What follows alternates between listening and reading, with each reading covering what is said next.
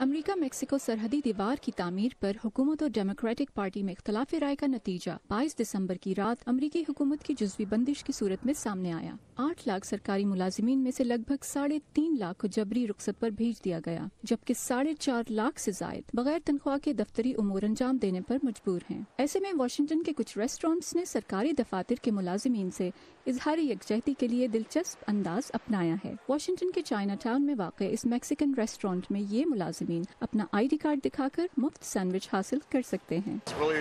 یہ بہت اچھا قدم ہے، ہم شکر گزار ہیں۔ پتہ نہیں شٹ ڈاؤن کب تک جاری رہے گا۔ مفت سینڈوچ کا تو اور بھی مزہ ہے۔ ایسے گاہک جو سرکاری ملازم نہیں ہیں اس فیصلے کے خیر مقدم کے لیے ریسٹورینٹ کا رخ کر رہے ہیں۔ ہم نے سوچا کہ مینیجر کے خیر سگالی جذبات کی ہمت افزائی کے لیے یہاں آئیں۔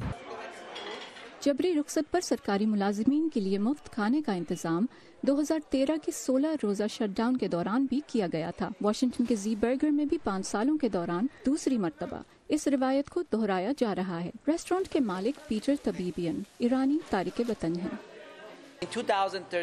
2013 میں ہم نے $50,000 خرچ کر کے 15,000 برگرز مفت دیے تھے۔ ہمارے گاہکوں کی ایک بڑی تعداد سرکاری ملازم ہے، ہم سب مل کر ان کے چہروں پر مسکراہٹ لا سکتے ہیں۔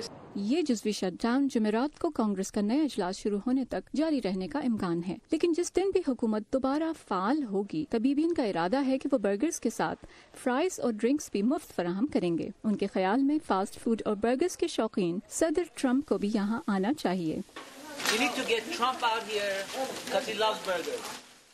ولدیہ براپوتری کے ساتھ فائزہ بخاری، وائس آف امریکہ۔